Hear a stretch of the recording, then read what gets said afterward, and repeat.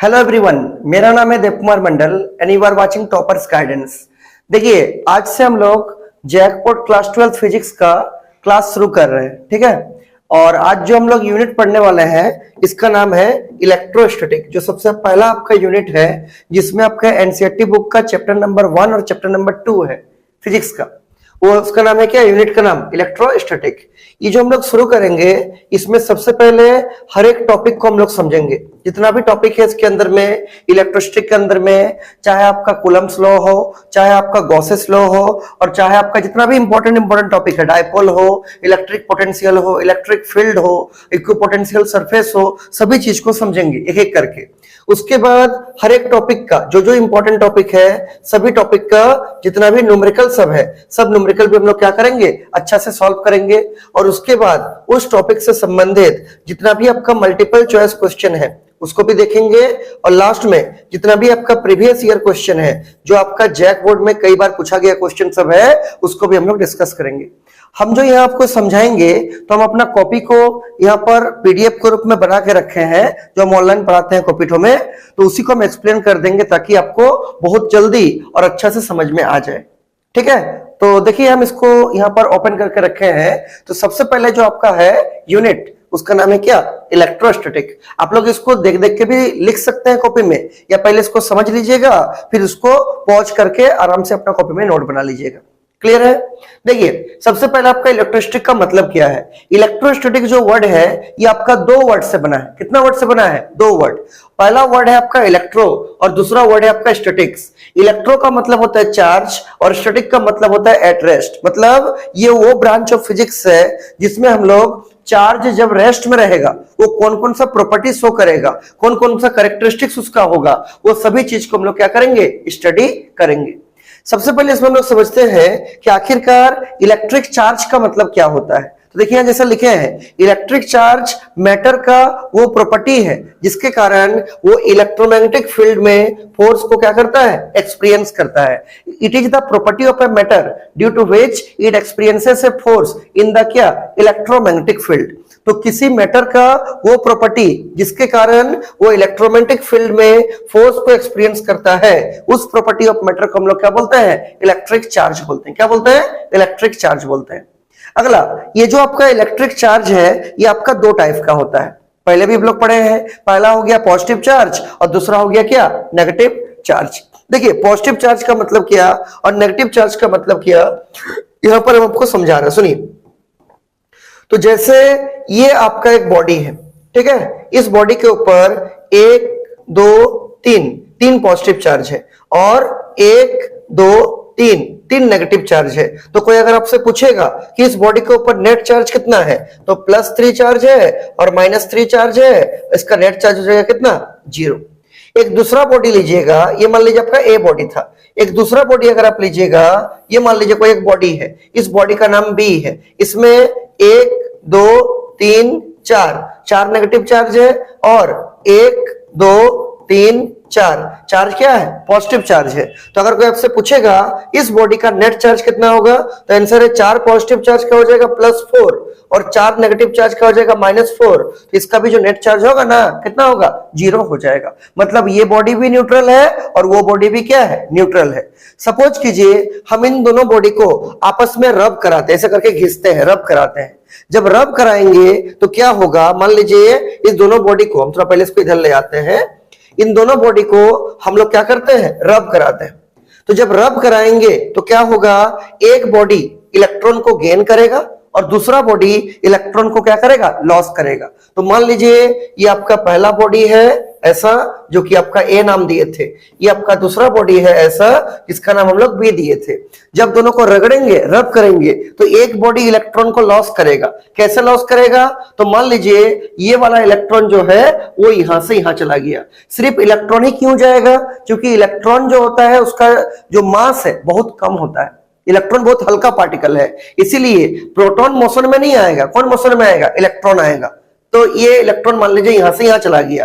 तो a body का देखिए, ए बॉडी में 3 तो पॉजिटिव चार्ज था, ये 3 तो पॉजिटिव चार्ज इसका एज इट इज रहेगा, लेकिन 3 तो नेगेटिव चार्ज था, अब 2 तो नेगेटिव चार्ज रहेगा और एक नेगेटिव चार्ज इसमें यहां से यहां आ चुका है। तो बोलिए इसका नेट चार्ज कितना होगा ए बॉडी का, रबिंग करने के बाद क्या करने के बाद, रबिंग करने के बाद, रगड़ने के बाद क्या होगा, इसका 3 तो पॉजिटिव चार्ज है और 2 तो नेगेटिव चार्ज है, इसका नेट चार्ज हो जाएगा क्या, +1। क्या हो जाएगा, +1। अब बी वाला बॉडी का देखिए, बी वाला बॉडी में पॉजिटिव चार्ज 4 ठो था तो पॉजिटिव चार्ज 4 ठो ही रहेगा, इसमें कोई भी चेंज नहीं आएगा। लेकिन नेगेटिव चार्ज 4 था, 4 था, अब यहां से एक ठो इलेक्ट्रॉन यहां आ गया तो 5 हो जाएगा। तो 1 2 3 4 5 यूनिफॉर्मली डिस्ट्रीब्यूट हो जाएगा। इसका देखिए नेट चार्ज कितना होगा ना, 4 तो पॉजिटिव है तो +4 और 5 तो नेगेटिव है तो कितना, -5। कितना हो जाएगा, -1 हो जाएगा। कितना हो जाएगा, -1। तो देखिए पहले ये बॉडी भी न्यूट्रल बॉडी था, इसका नेट चार्ज 0 था, ये बॉडी भी न्यूट्रल बॉडी था, इसका नेट चार्ज 0 था, लेकिन आफ्टर रबिंग करने के बाद इस बॉडी का चार्ज हो गया +1, ये बॉडी का चार्ज हो गया कितना, -1। यहां पर एक ध्यान देने वाला बात क्या है, ये बॉडी का चार्ज +1 क्यों हुआ, ए वाला बॉडी का, क्योंकि ए वाला बॉडी इलेक्ट्रॉन को लॉस किया, दिख रहा है ना, ए वाला बॉडी इलेक्ट्रॉन को क्या किया, लॉस किया। तो याद रखिएगा, जो भी बॉडी इलेक्ट्रॉन को लॉस करता है, जो भी बॉडी इलेक्ट्रॉन को लॉस करता है, वो बॉडी बनता है क्या, पॉजिटिवली चार्ज्ड बॉडी। और अगर आपसे कोई पूछेगा कि बी वाला बॉडी नेगेटिव चार्ज बॉडी क्यों बना, क्योंकि यहां दिख रहा है कि जो बी वाला बॉडी है वो एक इलेक्ट्रॉन को क्या किया, गेन किया, मतलब बी वाला बॉडी इलेक्ट्रॉन गेन कर रहा है। तो चूंकि बी वाला बॉडी इलेक्ट्रॉन को गेन कर रहा है, there is the gain of electron by the body B वाला बॉडी इलेक्ट्रॉन को चूंकि गेन कर रहा है, इसीलिए बी वाला बॉडी का चार्ज कैसा आ रहा है, नेगेटिव आ रहा है। कैसा आ रहा है, नेगेटिव। तो याद रखिएगा, जब भी कोई बॉडी इलेक्ट्रॉन को लॉस करता है वो बॉडी बनता है पॉजिटिव चार्ज बॉडी, जब भी कोई बॉडी इलेक्ट्रॉन को गेन करता है क्या बनता है, नेगेटिव चार्ज बॉडी। क्लियर है। अगला इसको देखिए, हम पहले यहां पर लिखा हुआ है, आपको समझा दे रहे हैं। पॉजिटिव चार्ज का मतलब डिफिशियंसी ऑफ इलेक्ट्रॉन, और डिफिशियंसी का मतलब क्या होता है, कमी। जब किसी बॉडी में इलेक्ट्रॉन का लॉस होगा, इलेक्ट्रॉन लॉस करेगा, तब ये बॉडी क्या बनेगा, पॉजिटिव चार्ज बॉडी बनेगा। वैसे ही यहां लिखे example, proton has a positive charge, और इसको हम लोग दिखाते हैं +e से। वैसे नेगेटिव चार्ज का मतलब क्या, एक्सेस ऑफ इलेक्ट्रॉन। जब कोई बॉडी में इलेक्ट्रॉन ज्यादा होगा, इलेक्ट्रॉन गेन करेगा, तब उसमें कौन सा चार्ज बनेगा, नेगेटिव चार्ज होगा। इलेक्ट्रॉन है जो नेगेटिव चार्ज, और उसको हम लोग दिखाते हैं किससे, -e से। अब इस e का मतलब क्या, क्लास 10 में पढ़े भी होंगे आप लोग। e का मतलब होता है इलेक्ट्रॉनिक चार्ज। इसका वैल्यू कितना है, इसका वैल्यू है 1.6 इंटू 10⁻⁻19 कूलम। एक्चुअली में माइनस में होता है, ठीक है, लेकिन हम यहाँ पर अलग से नेगेटिव और अलग से पॉजिटिव दिखाए हैं। तो ई को पॉजिटिव में लिख के रखिए, 1.6 10⁻⁻19 कूलम। जब हम लोग बात करेंगे पॉजिटिव चार्ज बॉडी का तो +e लिख दीजिएगा, और जब हम लोग बात करेंगे नेगेटिव चार्ज बॉडी का तो -e लिख दीजिएगा। और अगर कोई आपसे पूछेगा ई का वैल्यू कितना, तो मैग्नीट्यूड में ही बोलिएगा 1.6 इंटू 10⁻⁻19 क्या, कूलम। अब देखिए जो दो फंडामेंटल पार्टिकल है, देखिए एक्चुअली फंडामेंटल पार्टिकल 3 होता है। एक को बोलते हैं हम लोग इलेक्ट्रॉन, एक को बोलते हैं हम लोग प्रोटॉन, और एक को बोलते हैं हम लोग क्या, न्यूट्रॉन। न्यूट्रॉन को तो हटा दीजिए, क्यों, इसका कोई भी चार्ज नहीं है, ये आपका न्यूट्रल पार्टिकल होता है। कौन, न्यूट्रल मतलब न्यूट्रॉन। लेकिन 2 पार्टिकल में चार्ज है आपका एटम के अंदर, एक हो गया इलेक्ट्रॉन और एक हो गया प्रोटॉन। लेकिन जो हल्का है सबसे, वो आपका होता है इलेक्ट्रॉन, इसीलिए कहीं पर भी मूव कौन करता है, इलेक्ट्रॉन करता है। और जो भारी पार्टिकल है वो होता है क्या, प्रोटॉन। इसका मास कितना ना, मास ऑफ इलेक्ट्रॉन है 9.11 इंटू 10 का पावर कितना, -31 kg। यहाँ पर देखिए लिखा हुआ है सब, मास ऑफ इलेक्ट्रॉन 9.1 10 का पावर -31 kg। वैसे ही जो मास ऑफ प्रोटॉन है 1.67 10 का पावर -27 kg। नेगेटिव पावर जितना बड़ा होगा उसका वैल्यू उतना क्या होगा, छोटा होगा। तो ये बहुत छोटा है और ये बहुत क्या है, बड़ा है। मास ऑफ प्रोटॉन ज्यादा है मास ऑफ इलेक्ट्रॉन से। और ऐसे आप याद रख सकते हैं कि जो प्रोटॉन है वो इलेक्ट्रॉन के तुलना में कितना गुना भारी है। याद रखिएगा, एग्जैक्ट वैल्यू होता है 1837 टाइम्स भारी, लेकिन उसको राउंड अप करके 1840 टाइम्स भारी भी बोल सकते हैं। मतलब इलेक्ट्रॉन के कंपैरिजन में प्रोटॉन 1837 या फिर 1840 टाइम्स क्या है, भारी है, हेवी पार्टिकल है। कोई दिक्कत नहीं है, प्रोटॉन का मास ज्यादा है, इलेक्ट्रॉन का मास क्या है, कम है। क्लियर है। तो याद रखिएगा, यहां पर दोनों काम का चीज मिला। पहला, अगर कोई बॉडी पॉजिटिव चार्ज है मतलब वहां इलेक्ट्रॉन का कमी है, अगर कोई बॉडी नेगेटिव चार्ज है मतलब वहां पर इलेक्ट्रॉन का क्या है, एक्सेस है। याद रखिएगा, ठीक है। अगला देखिए नेक्स्ट, यहां पर हम एक क्वेश्चन लिखे हैं, हालांकि आंसर तो खुद दिख रहा है, हम समझा देते हैं। एक बॉडी को चार्ज किया जाता है, a body is charged then its mass क्या होगा। तो आपको जब ये एग्जांपल तो दिए थे ये वाला, इस एग्जांपल से समझ सकते हैं। देखिए चार्ज करने का मतलब दो टाइप का चार्ज, या तो पॉजिटिव चार्ज होगा नहीं तो नेगेटिव चार्ज होगा। मान लीजिए कोई पॉजिटिव चार्ज बॉडी बन रहा है, तो ये बॉडी पॉजिटिव चार्ज बॉडी बन गया क्या करके, इलेक्ट्रॉन को लॉस करके। इलेक्ट्रॉन एक पार्टिकल है, और सोचिए अगर ये पार्टिकल को लॉस करेगा तो इसका मास क्या होगा, कम हो जाएगा, डिक्रीज हो जाएगा। भले ही इलेक्ट्रॉन का मास कितना ही कम क्यों ना हो, लेकिन चूंकि ए वाला बॉडी इलेक्ट्रॉन को लॉस करके पॉजिटिव चार्ज बॉडी बन रहा है, तो चूंकि इलेक्ट्रॉन को लॉस कर रहा है, पार्टिकल को लॉस कर रहा है, तो इसका मास क्या होगा, डिक्रीज कर जाएगा। तो याद रखिएगा जो पॉजिटिव चार्ज वाला बॉडी होता है ना, इसका जो मास होता है, ये मास क्या होता है, डिक्रीज करता है, कम हो जाता है। क्यों, क्योंकि इलेक्ट्रॉन का लॉस से बना है। वहीं अगर आप नेगेटिव चार्ज बॉडी को देखिएगा तो इलेक्ट्रॉन को गेन किया है। इलेक्ट्रॉन को गेन करने का मतलब एक पार्टिकल को गेन किया है, चूंकि इलेक्ट्रॉन इज ए पार्टिकल, चूंकि इलेक्ट्रॉन को गेन किया है, एक पार्टिकल को गेन किया है, इसीलिए जो बी वाला बॉडी है, जो नेगेटिव चार्ज वाला बॉडी है, इसका मास क्या हो जाएगा, इसका मास आपका बढ़ जाएगा। तो अगर कोई आपसे पूछेगा पॉजिटिव चार्ज बॉडी का मास क्या होता है, चूंकि positive charge body loss of electron से बनता है, जब कोई बॉडी इलेक्ट्रॉन का लॉस करता है तब पॉजिटिव चार्ज बनता है, इसीलिए उसका मास क्या होगा, डिक्रीज कर जाएगा।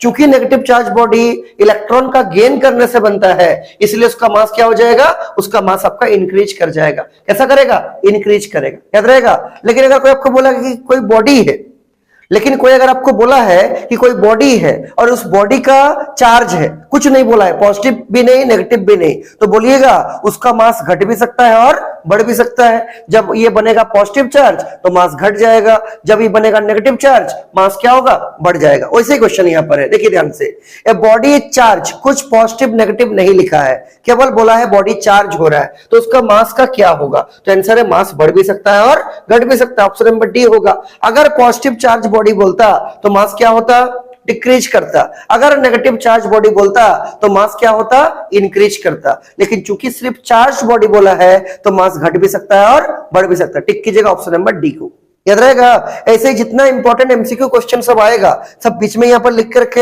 हम समझाते हुए चलेंगे। आप लोग को या तो समझते टाइम लिखना है, इसको नोट करना है कॉपी में, या फिर जब खत्म हो जाएगा इसका लेक्चर पूरा उसके बाद कॉपी में नोट कीजिएगा। लेकिन हर दिन का हर दिन नोट कर लीजिएगा, इससे क्या होगा, आपको समझने में कोई भी दिक्कत नहीं होगा। अगला है मास और चार्ज के बीच में क्या डिफरेंस होता है। बहुत सिंपल है, जो मास और चार्ज के बीच में डिफरेंस है, देखिए मास के बीच में हमेशा अट्रैक्टिव फोर्स लगता है, ठीक है। आप लोग ग्रेविटेशन चैप्टर में पढ़े हैं, क्लास 9 में भी क्लास 11 में भी क्या पढ़े हैं कि अगर दो मास है, यहां पर कोई मास है m1, यहां पर कोई मास है m2, इसके बीच में सेंटर टू सेंटर हमेशा अट्रैक्टिव फोर्स लगेगा, अट्रैक्शन का फोर्स लगेगा। लेकिन चार्ज में ऐसा नहीं है, अगर दो चार्ज सेम नेचर का है, जैसे दोनों पॉजिटिव तो रिपेल करेगा, दोनों नेगेटिव तब भी रिपेल करेगा, लेकिन अगर एक पॉजिटिव और एक नेगेटिव तब क्या करेगा, अट्रैक्ट करेगा। मतलब चार्ज जो होता है ये अट्रैक्टिव फोर्स भी लगाता है और रिपल्सिव फोर्स भी लगाता है, लेकिन जो मास है ये हमेशा क्या फोर्स लगाएगा, अट्रैक्टिव, ऑलवेज अट्रैक्टिव का फोर्स लगाएगा। क्लियर है। अगला पॉइंट देखिए, mass is independent from charge, और दूसरा है charge can not exist without mass. इसका क्या मतलब है, इसका मतलब है अगर आपका कोई बॉडी है, अगर आपका कोई बॉडी है तो उस बॉडी अगर है तो गारंटी नहीं है कि उसमें चार्ज होगा ही होगा। जैसे इस बॉडी में दो ठो पॉजिटिव चार्ज है और दो ठो नेगेटिव चार्ज है, अगर कोई पूछेगा इस बॉडी का नेट चार्ज कितना है तो बोलिएगा 0, क्योंकि +2 -2 नेट चार्ज 0 हो जाएगा। तो ये बॉडी तो है लेकिन इसमें चार्ज होगा ऐसा जरूरी नहीं है। वही लिखे हैं मास इज इंडिपेंडेंट फ्रॉम चार्ज, मतलब आपका मास होगा लेकिन चार्ज होगा ही होगा ऐसा कोई गारंटी नहीं है। लेकिन अगर आपको बोल दिया है कि ये कोई बॉडी है, इसका चार्ज है -5 कूलम, आगे बताएंगे हम चार्ज का यूनिट कूलम होता है, तो अगर ये कोई बॉडी का चार्ज है मतलब गारंटेड है कि उसमें मास होगा ही होगा, क्योंकि चार्ज जो होता है वो बिना मास का एग्जिस्ट नहीं करता है। लेकिन अगर मास है तो कोई गारंटी नहीं कि उसमें चार्ज होगा, चार्ज हो भी सकता है और चार्ज नहीं भी हो सकता है। अच्छा से याद रखिएगा। तो मास इज इंडिपेंडेंट फ्रॉम चार्ज, अगर मास है तो कोई गारंटी नहीं कि चार्ज होगा, चार्ज हो भी सकता है नहीं भी हो सकता है। लेकिन अगर चार्ज दिया हुआ है तो गारंटी है क्या, उसमें कुछ ना कुछ मास डेफिनेटली होगा। बिना मास का चार्ज एग्जिस्ट नहीं करता है, करता है, बिल्कुल भी नहीं करता है। अगला, मास जो होता है वो आपका वेलोसिटी के साथ क्या होता है, कभी भी चेंज कर सकता है, लेकिन जो चार्ज है ये वेलोसिटी के साथ चेंज नहीं करता है। अगर कोई बॉडी है, मान लीजिए यहां पर, इसके पास चार्ज है -5 कूलम, इसको हम लेके जा रहे हैं 20 मीटर पर सेकंड का स्पीड से, तब भी इसका जो चार्ज रहेगा ये -5 कूलम ही रहेगा, क्योंकि वेलोसिटी बढ़ाइए चाहे घटाइए चार्ज डिपेंड नहीं करेगा, चार्ज में कोई चेंज नहीं आएगा। लेकिन अगर आप आगे जाके पढ़िएगा तो देखिएगा एक फॉर्मूला है आइंस्टाइन्स थ्योरी ऑफ रिलेटिविटी, क्या बोलता है कि अगर कोई बॉडी m0 जिसका रेस्ट मास m0 है, वो m0 मास वाला बॉडी v स्पीड से चल रहा है, तो उसका जो इनर्शियल मास होगा वो इस फॉर्मूला से निकलता है, m बराबर m0 by root over of 1 minus v square by c square. m0 का मतलब rest mass of the body, v का मतलब velocity of the body, c का मतलब वेलोसिटी या स्पीड ऑफ लाइट, याद रहेगा, वैक्यूम में या एयर मीडियम में। तो जैसे जैसे बॉडी का वेलोसिटी चेंज करेगा, v का वैल्यू चेंज करेगा, उसका मास भी क्या करेगा, चेंज करेगा। तो याद रखिएगा, मास आपका चेंज करता है वेलोसिटी के साथ इस फॉर्मूला के अनुसार। ये कौन सा फॉर्मूला है, आइंस्टाइन्स थ्योरी ऑफ रिलेटिविटी से निकला गया फॉर्मूला है। लेकिन जो चार्ज है ये वेलोसिटी के साथ कभी भी चेंज नहीं करेगा, चार्ज वेलोसिटी के ऊपर डिपेंड करता ही नहीं है, इंडिपेंडेंट होता है। तो अगर आपको कभी पूछेगा 3 मार्क्स में कि मास में और चार्ज में क्या फर्क है, आप आराम से इसको लिख सकते हैं। क्लियर है। अगला देखिए, बार बार एक तो वर्ड आ रहा है चार्ज, चार्ज बार बार आ रहा है, तो इसके बारे में डिटेल में समझते हैं कि आखिरकार चार्ज है क्या, यूनिट क्या, सिंबल क्या, और कुछ कुछ इसका बेसिक आइडिया आप लोग क्लास 10 में भी पढ़ चुके हैं। ठीक है, देखिए पहला इसका सिंबल, तो चार्ज को 2 सिंबल से दिखाते हैं, कोई कोई बुक में कैपिटल क्यू लिखता है और कोई कोई जगह क्या लिखता है, स्मॉल क्यू लिखता है। तो कैपिटल क्यू लिखिए चाहे स्मॉल क्यू लिखिए, दोनों ही आपका चार्ज का सिंबल है। अगला इसका एसआई यूनिट, आप लोग 10 क्लास में पढ़े हैं कि जो करंट होता है आई, ये होता है क्यू बटे टी। क्या होता है, क्यू बटे टी। आई मतलब करंट, क्यू मतलब चार्ज, टी मतलब टाइम। इसको क्रॉस मल्टीप्लाई कीजिए तो क्यू बराबर क्या आ जाएगा, इसको यहां मल्टीप्लाई कीजिए, आई इंटू टी। आई मतलब करंट और टी मतलब टाइम। टी मतलब क्या, टाइम। तो करंट का यूनिट होता है एम्पियर और टाइम का यूनिट होता है सेकंड। तो जब एम्पियर को सेकंड से मल्टीप्लाई करेंगे तो ये बनेगा क्या, एम्पियर इंटू सेकंड। ये आपका क्या है, चार्ज का ऐसा यूनिट है। और इसी एम्पियर इंटू सेकंड को हम लोग प्यार से कूलम बुलाते हैं। क्या बुलाते हैं, कूलम। तो बोल सकते हैं शॉर्ट में कि चार्ज का जो ऐसा यूनिट होता है वो क्या होता है, कूलम होता है। और कूलम का मतलब एम्पियर इंटू सेकंड। क्लियर है। और इसी कूलम का सिंबल होता है सी। क्या होता है, सी। ये तो हो गया ऐसा यूनिट का बात। अगला है सीजीएस यूनिट। तो सीजीएस में 2 यूनिट होता है, एक होता है स्टेट कूलम और एक होता है एब कूलम। देखिए स्टेट कूलम जो है ना, ये इलेक्ट्रोस्टैटिक यूनिट ऑफ चार्ज है। ईएसयू का मतलब क्या, इलेक्ट्रोस्टैटिक यूनिट। और ये जो एब कूलम है ना, दोनों ही आपका सीजीएस यूनिट है। ये जो एब कूलम है ये इलेक्ट्रोमैग्नेटिक यूनिट है। कौन सा यूनिट है, इलेक्ट्रोमैग्नेटिक यूनिट। याद रखिएगा, तो सीजीएस में स्टेट कूलम भी है और एब कूलम भी है। स्टेट कूलम इलेक्ट्रोस्टैटिक यूनिट है चार्ज का, और एब कूलम इलेक्ट्रोमैग्नेटिक यूनिट है किसका, चार्ज का। अगला सुनिए, कई बार आपको पूछता है कि आखिरकार 1 कूलम में कितना स्टेट कूलम होगा। तो देखिए यहां पर हम लिख के इसको ड्राइव किए हैं। देखिए एक तो रिलेशन आपको याद रखना है इसको कि 1.6 इंटू 10 का पावर -19 कूलम। ठीक है, ये जो है इसमें होता है 4.8 इंटू 10 का पावर -10 स्टेट कूलम। तो इतना कूलम में इतना स्टेट कूलम, तो 1 कूलम में कितना, ये पूरा नीचे आ जाएगा। जब इस पूरे को नीचे लाइएगा, इसके नीचे कितना आएगा बोलिए, 4.8 10 का पावर -10। देखिए यहां पर हम करके दिखाते हैं। क्या बोले कि 1.6 इंटू 10 का पावर -19 कूलम में कितना स्टेट कूलम होगा, 4.8 इंटू कितना था, 4.8 इंटू 10 का पावर -10। 10 का पावर कितना, -10, इतना क्या, स्टेट कूलम। स्टेट कूलम तो निकालिए यहां से, बहुत सिंपल सा चीज है। तो 1 कूलम में कितना आएगा, 1 कूलम में आएगा 4.8 इंटू 10 का पावर -10 और डिवाइड बाई नीचे आ जाएगा 1.6 इंटू 10 का पावर -19। सॉल्व कीजिए, ये एक के बाद का पॉइंट, एक के बाद का पॉइंट से हट जाएगा।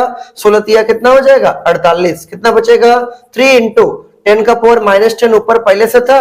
अच्छा यहां देखिए नीचे में 10 का पावर -19 है, जब ये ऊपर जाएगा ना तो ये बनेगा 10 का पावर कितना, +19। सॉल्व कीजिए, तो 3 इंटू दोनों का बेस सेम है 10, पावर का ऐड हो जाएगा 10 का पावर -10 और प्लस हो जाएगा 19। और सॉल्व कीजिए, 3 इंटू 10 का पावर कितना बनेगा बोलिए, 9। इतना क्या, स्टेट कूलम।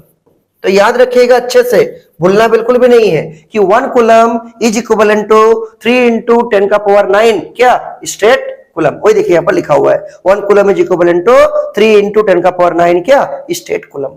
क्लियर है। अगला ये जो 1 कूलम है इसको अगर आप एब कूलम में निकालना चाहते हैं तो होता है 1/10 एब कूलम। जनरली इसका प्रूफ नहीं पूछा जाता है इसलिए इसका हम प्रूफ नहीं कराए हैं, डायरेक्ट लिख दिए हैं। याद रखिएगा क्योंकि सीजीएस ऐसे भी बहुत कम इंपॉर्टेंट रहता है सीजीएस यूनिट। ठीक है, एक टोका ड्राइव करा दिए और ये आपका डायरेक्ट हम लिख दिए, नहीं पूछता एग्जाम में उतना। 1 कूलम में 1/10 क्या एब कूलम। क्लियर है पूरा, कोई दिक्कत इसमें नहीं है। आगे सुनिए। अगला नेक्स्ट है किसी बॉडी को चार्ज करने का प्रोसेस क्या है, how we can charge a body. तो एक तरीका तो अभी आपको शुरुआत में हम बताए चार्ज करने का, यहां पर क्या था, वो था आपका रबिंग। जब एक बॉडी को दूसरे बॉडी में रब करते हैं तो एक बॉडी कुछ इलेक्ट्रॉन को लॉस करता है, जितना इलेक्ट्रॉन लॉस करेगा दूसरा बॉडी उतना ही इलेक्ट्रॉन को क्या करेगा, गेन करेगा। लॉस करने वाला बॉडी पॉजिटिव चार्ज बॉडी बनेगा, गेन करने वाला बॉडी नेगेटिव चार्ज बॉडी बनेगा। इस तरह से दोनों बॉडी क्या हो जाएगा, चार्ज हो जाएगा। क्लियर है, अभी शुरुआत में आपको समझा दिया, वही लिखा हुआ है। देखिए नंबर 1 मेथड का नाम है बाय फ्रिक्शन या बाय क्या, रबिंग, रगड़ने से, रब करने से। When the two bodies in contact are rubbing, then any one body loses some electron, एक बॉडी कुछ इलेक्ट्रॉन को लॉस करेगा, and the other body gains the same electron, दूसरा बॉडी उतना ही इलेक्ट्रॉन क्या करेगा, गेन करेगा।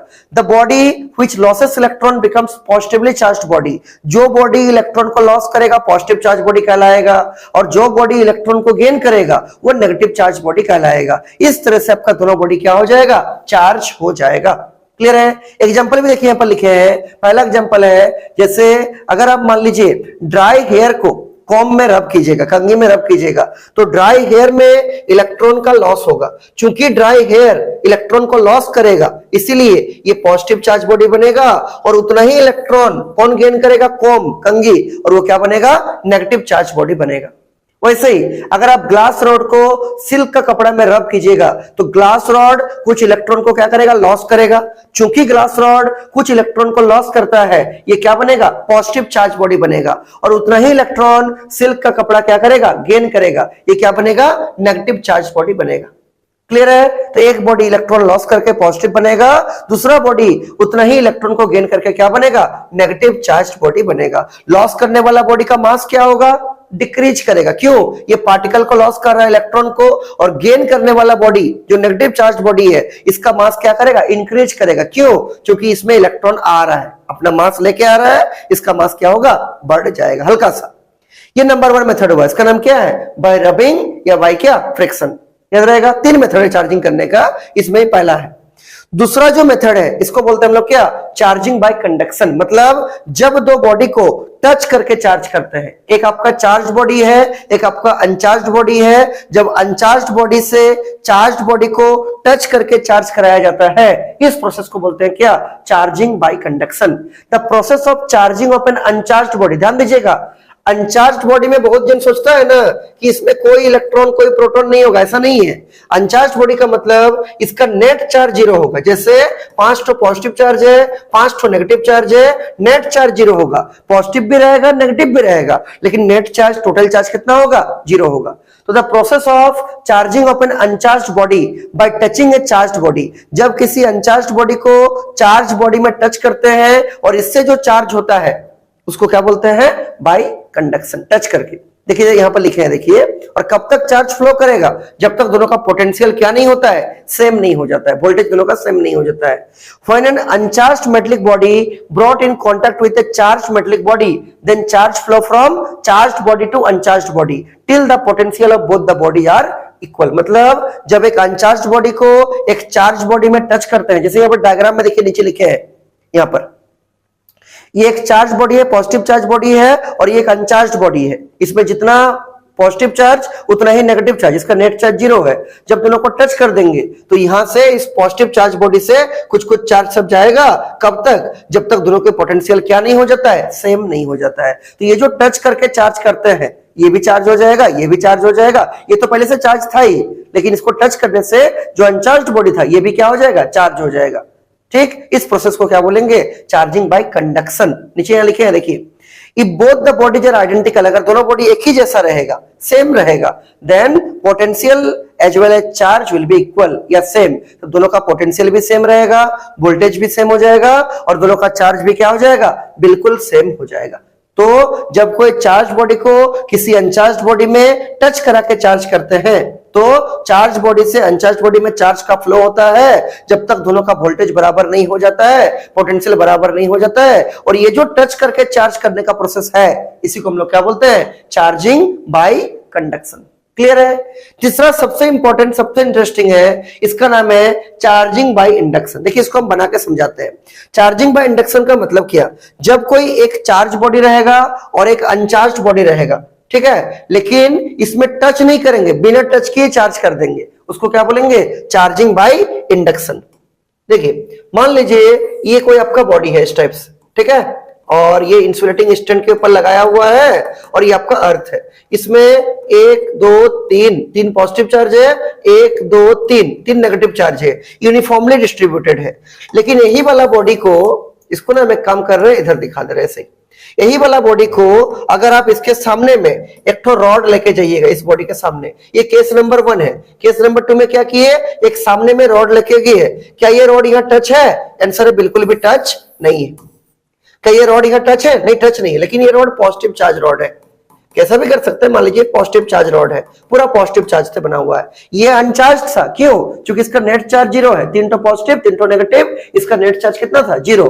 लेकिन जैसे ही इसके सामने एक पॉजिटिव चार्ज वाला रॉड को ले जाइएगा, होगा क्या, इसका जितना नेगेटिव चार्ज है सब इसके तरफ आ जाएगा, ऐसे आ जाएगा, ऐसे आ जाएगा, और इसका जितना पॉजिटिव चार्ज है दूर जाएगा। दूर जाएगा मतलब ऐसा दूर चला जाएगा इस टाइप से, ऐसा दूर चलाएगा इस टाइप से, ऐसा दूर चला जाएगा इस टाइप से, ऐसा, ठीक है। तो ये जो पॉजिटिव चार्ज बॉडी है ये नेगेटिव चार्ज को अपने तरफ अट्रैक्ट कर लेगा, बाहर तो नहीं निकलेगा लेकिन वहीं अट्रैक्ट हो जाएगा, और जितना इसके पास पॉजिटिव चार्ज है सबको ये क्या कर देगा, रिपेल कर देगा। इसके बाद का स्टेप में क्या करेंगे, इसके बाद का स्टेप में हम लोग इसको अर्थिंग करेंगे, ग्राउंडिंग करेंगे इस टाइप से, ऐसा लगा हुआ था और इसको हम लोग क्या कर दिए, यहां से अर्थिंग कर दिए, ग्राउंडिंग करके जोड़ दिए, ऐसा करके अर्थिंग कर दी इस टाइप से। जैसे इसको अर्थिंग कर दीजिएगा तो होगा क्या, दो लैंग्वेज बोल सकते हैं, या तो बोलिएगा अर्थ से आने वाला इलेक्ट्रॉन ये तीनों पॉजिटिव चार्ज को क्या कर देगा, न्यूट्रल कर देगा। जैसे ही न्यूट्रल हो जाएगा ये इसको न्यूट्रल कर देगा, ये इसको न्यूट्रल कर देगा, ये इसको न्यूट्रल कर देगा, तो क्या होगा, इसका कोई पॉजिटिव चार्ज नहीं बचेगा। फिर इस अर्थिंग को हटा दीजिए, इसको भी हटा दीजिए, तो ये तीनों नेगेटिव चार्ज बचेगा। ये जो तीनों नेगेटिव चार्ज बचेगा इससे क्या होगा, ये तीनों नेगेटिव चार्ज आपका यूनिफॉर्मली क्या हो जाएगा, डिस्ट्रीब्यूट हो जाएगा, बॉडी में इधर उधर बिखेर जाएगा। देखिए पहले ये आपका न्यूट्रल बॉडी था, नेट चार्ज 0 था, 3 तो पॉजिटिव 3 तो नेगेटिव, अब लेकिन ये चार्ज हो चुका है, कौन सा चार्ज हो चुका है, नेगेटिव चार्ज। और यहां पर दो लैंग्वेज बोल सकते हैं, या तो बोलिएगा पॉजिटिव चार्ज सब ग्राउंड में चला जाएगा, या तो बोलिएगा इलेक्ट्रॉन आएगा ग्राउंड से और पॉजिटिव चार्ज को क्या कर देगा, न्यूट्रल कर देगा। ज्यादा अच्छा कौन सा रहेगा, इलेक्ट्रॉन आएगा ग्राउंड से और यहां पर इसको क्या कर देगा, न्यूट्रल कर देगा। जैसे ही न्यूट्रल कर देगा, इसको हटा दीजिए अर्थिंग को, इसको हटा दीजिए, ये बॉडी में जो 3 नेगेटिव चार्ज था ना वो तीनों क्या होगा, यूनिफॉर्मली डिस्ट्रीब्यूट हो जाएगा, इधर उधर चला जाएगा, दूर दूर जाएगा, और इसका नेट चार्ज कितना होगा, 0 नहीं होगा, ये नेगेटिव चार्ज बॉडी बन जाएगा। तो ये एक अनचार्ज बॉडी था और इसको टच नहीं किए चार्ज बॉडी से, बिना टच किए चार्ज कर दिए, इस प्रोसेस को क्या बोलेंगे, चार्जिंग बाय इंडक्शन। वही देखिए यहां पर डायग्राम से हम दिखाने का कोशिश किए हैं। The process of, पहले definition, the process of charging of an uncharged body without touching a charged body is known as induction। जब किसी अनचार्ज बॉडी में बिना टच किए चार्ज कर देते हैं उस प्रोसेस को क्या बोलते हैं, चार्जिंग बाय इंडक्शन। जैसे कि केस नंबर 1 में, स्टेप नंबर 1 में अनचार्ज बॉडी था, 3 तो पॉजिटिव 3 तो नेगेटिव, 3 तो ही होगा ऐसा कोई रूल नहीं है, लेकिन जितना पॉजिटिव दीजिएगा उतना नेगेटिव दीजिएगा, 4-5 कितना भी दिखा सकते हैं। दूसरा स्टेप में, स्टेप 2 में इसी के सामने पॉजिटिव रॉड को ले आए, नेगेटिव इलेक्ट्रॉन सब अपने तरफ अट्रैक्ट कर लिया और पॉजिटिव सबको रिपेल करके दूर कर दिया। उसके बाद स्टेप 3 में इसको अर्थिंग से कनेक्ट कर दिए, अर्थ से आने वाला इलेक्ट्रॉन तीनों पॉजिटिव को न्यूट्रल कर देगा जिससे कि नेगेटिव चार्ज ही बचेगा। जब इसको हटा देंगे, इसको हटा देंगे, तभी जो 3 नेगेटिव चार्ज था ना जिसको ये खींच के रखा था, इसको जब हटा देंगे, इसको भी हटा देंगे, तीनों नेगेटिव चार्ज यूनिफॉर्मली डिस्ट्रीब्यूट हो जाएगा और ये बॉडी क्या बन जाएगा, चार्ज्ड बॉडी बन जाएगा। क्या बन जाएगा, चार्ज्ड बॉडी। नीचे लिखे हैं दिस बॉडी इज नाउ क्या हो जाएगा, चार्ज हो जाएगा। तो इस टाइप से आप किसी भी अनचार्ज्ड बॉडी को बिना टच करके भी क्या कर सकते हैं, चार्ज कर सकते हैं। क्लियर है। तो ये चार्ज करने का 3 मेथड आपका हो गया, जरूर सबको लिख लीजिएगा कॉपी में, ठीक है। पहला फ्रिक्शन या रबिंग से, दूसरा बाय कंडक्शन से टच करके, और तीसरा बाय इंडक्शन से विदाउट टच करके। याद रहेगा ये चार्ज करने का क्या हो गया आपका तीन मेथड बन गया। इसके बाद जो हम लोग का नेक्स्ट टॉपिक है, नेक्स्ट छोटा सा टॉपिक है, देखिए इसको भी समझाते हैं।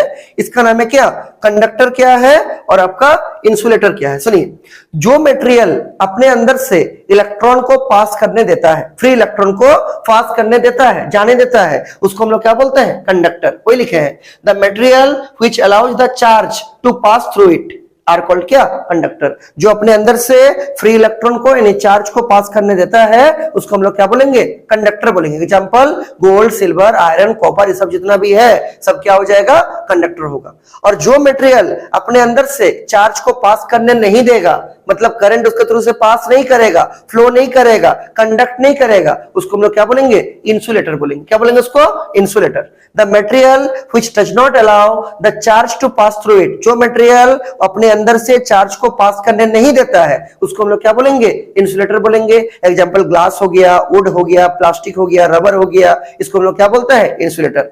देखते होंगे आप लोग, जो इलेक्ट्रिक मिस्त्री सब होते हैं अपना हाथ में प्लास्टिक का ग्लव्स पहनते हैं, रबर का ग्लव्स पहनते हैं, जिससे क्या होगा, अगर कहीं गलती से कोई शॉक भी लग जाता है, गलती से तार छुआ जाता है बॉडी में, तब भी उनको शॉक उतना नहीं लगता है या नहीं लगता है। क्यों? क्योंकि प्लास्टिक या रबर जो है ये चार्ज का क्या होता है, इंसुलेटर है, मतलब बैड कंडक्टर है। उसके थ्रू से चार्ज आपका बॉडी में नहीं आएगा। किसके थ्रू से, प्लास्टिक या रबर से, क्योंकि वो इलेक्ट्रिसिटी का बैड कंडक्टर होता है। तो जो मटेरियल अपने बॉडी से चार्ज को पास करने देगा उसको हम लोग क्या बोलेंगे, कंडक्टर। और जो चार्ज को पास करने नहीं देगा उसको हम लोग क्या बोलेंगे, इंसुलेटर बोलेंगे। एग्जांपल देख लिए।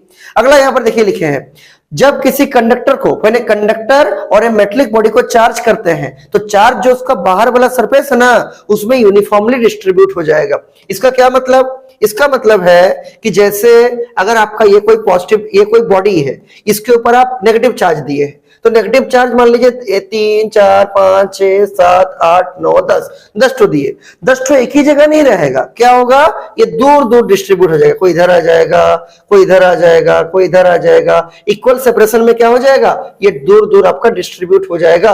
क्योंकि आपको मालूम है कि जो इलेक्ट्रॉन सब है वो आपका क्या करता है, रिपल्सन का फोर्स लगाएगा। जैसे रिपल्सन का फोर्स लगाएगा तो सब एक दूसरे को रिपेल करेगा और इक्वल डिस्टेंस में आके क्या होगा, बैठ जाएगा। तो चाहे पॉजिटिव हो चाहे नेगेटिव हो, जब भी किसी बॉडी को चार्ज दीजिएगा वो चार्ज जो होगा ना उसके सरफेस के ऊपर यूनिफॉर्मली क्या होगा, डिस्ट्रीब्यूट हो जाएगा। वही लिखा हुआ है, व्हेन ए कंडक्टर और metallic body is charged then its charges are distributed on its outer surface due to the repulsion of the क्या, सिमिलर चार्ज। एक टाइप का चार्ज का रिपल्सन के कारण वो चार्ज क्या होगा, यूनिफॉर्मली उसका सरफेस में डिस्ट्रीब्यूट हो जाएगा।